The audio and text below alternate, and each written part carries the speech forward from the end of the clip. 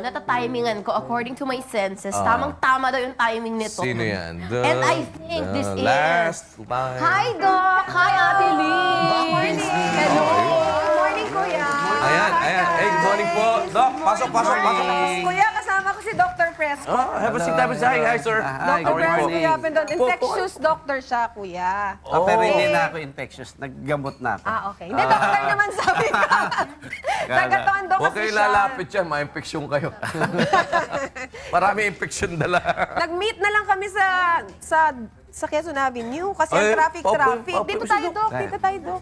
Upo kayo, parang... Ayan. Hi, guys! Dr. Fresco. Morning. Ayan. Kasi Ang daming infeksyon ngayon eh. Opo, di ba Upuin mo si Doc. Doctor here. Saan ba tayo? Dito. Gusto niyo po ba dito na lang, Doc? Dito Baka na lang. pakantayin niyo ako. Hindi ako marunong Ano, eh. Doc Janice, ano ba yan? Dito ka na lang. Hindi nyo alam yun. The last time. Welcome. Sabi niya nga, Kuya, ang galing mo daw kumanta. Feeling studio. Narinig ka niya kanina. Parang yung mga music ng lolo ko. Doc, nasa denial stage na din kayo? Hindi ko matanggap eh. Infectious diseases. Kasi Kuya, di ba kahapon, nandun tayo sa Bangkulasi. Oo. Nasa mga 20 to 30 yung mga nakapilang pasyente, matanda at saka bata. Pareho yung nakikita na signs ni Dr. Sara Barba. May ubo, may sipon. Oo nga, Kaya ang dami. dami talagang apektado. Kaya maganda, tanungin natin mismo yung infectious doctor natin, si Dr. Yeah. Fresco. Meron ba talagang tinatawag na seasonal flu, Doc? Yeah, yan yung every year talagang umaatake. Not only dito sa Pilipinas, kundi kahit sa abroad. Kaya tinawag siyang seasonal. May season talaga. And dito sa atin, usually rainy season up to the cold season ang influenza season. Yung mga maano sa lalamunan. Kasi yung baby ko, yun ang lagi ho ngayong problema niya eh. Kaya lang ngayon, ginawa niya ng dahilan. Pagka, halimbawa, ayaw niya yung pagkain. Pag ayaw niya yung pagkain, 3 years old pa lang ho eh. Pag ayaw niya yung pagkain, sasabihin niya, I am sick. Look at my throat. I have some white inside. Sabi nga. Pagka naman gusto niya pagkain, I'm already good. Okay. I feel good, sasabihin niya. So, yun ba kasama dun sa mga ganon? Yung parang sa throat. Kasi kahit naman mga matatanda, meron parang laging masakit lalamunan mo. Actually, maraming respiratory virus. Isa lamang yung influenza virus. No? Ang influenza, meron din siyang sore throat. Some of them have sore throat, yung iba ay may cough. No? Pero typically, lagnat at saka masakit yung mga muscles. So, parang trangkaso. Oo. Meron na mga virus na mas prominent yung sipon, oo. lalamunan, no? So, these are other respiratory viruses, yung mga rhinovirus, adenovirus.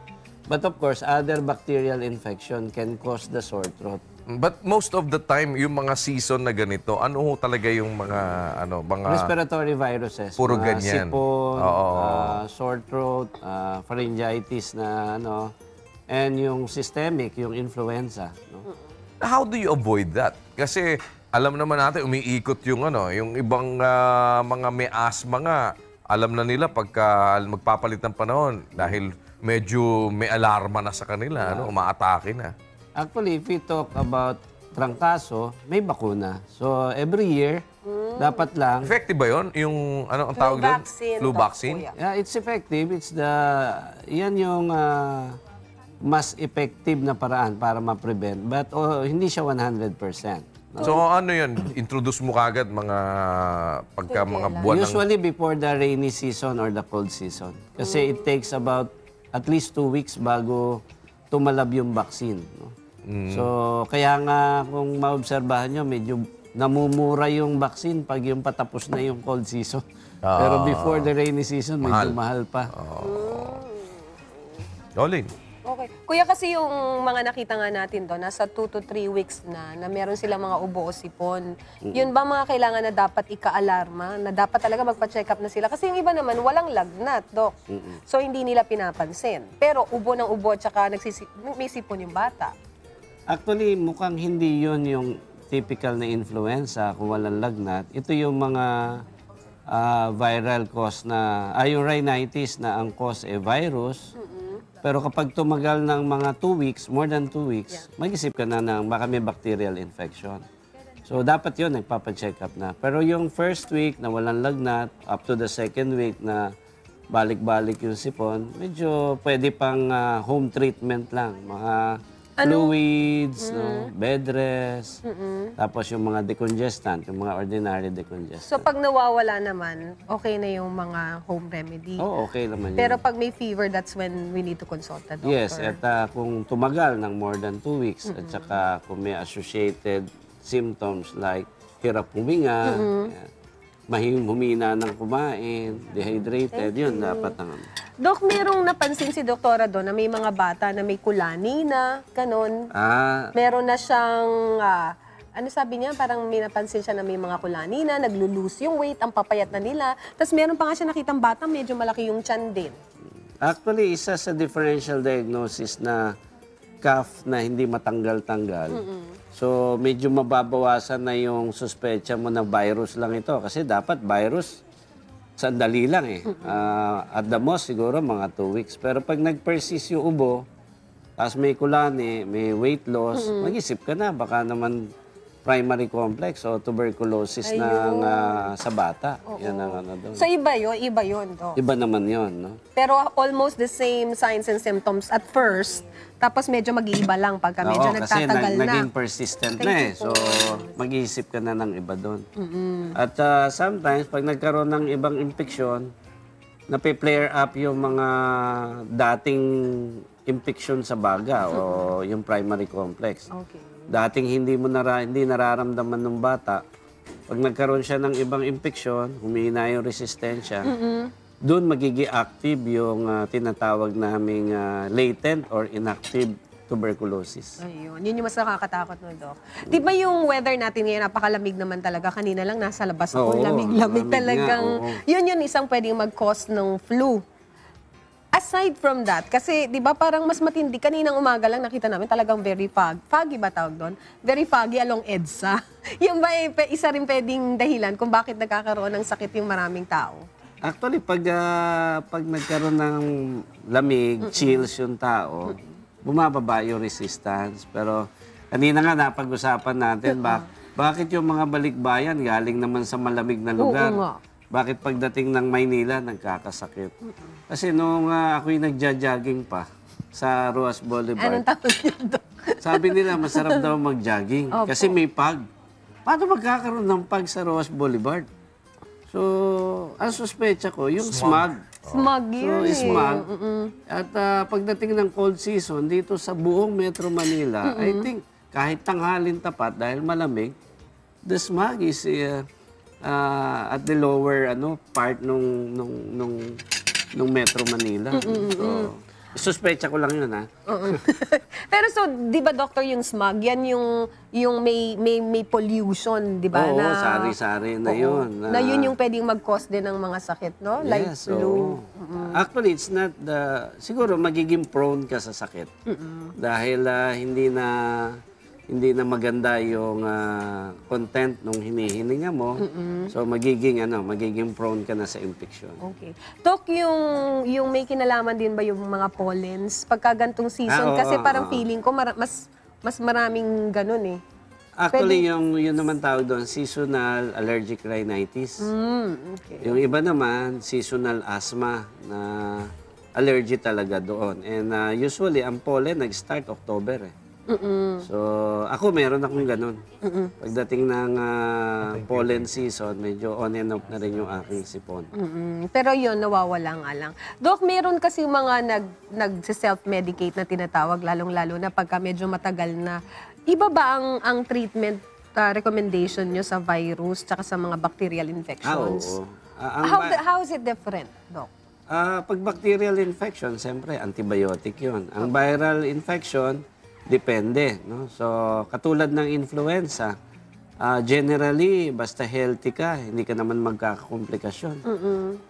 Pahinga mo lang, good food, a lot of fluid, so gagaling ka doon. Pero kung meron ka ng risk, no? Pag sinabing risk, madali kang magkaroon ng komplikasyon. Ito yung mga extreme ages, no? Less than 2, more than 65 years old, pregnant, merong ibang sakit na mabagsak ang resistensya niya, sakit sa baga, sa atay, sa bato, or kahit yung mga immunocompromised dahil sa ibang virus katulad ng HIV/AIDS.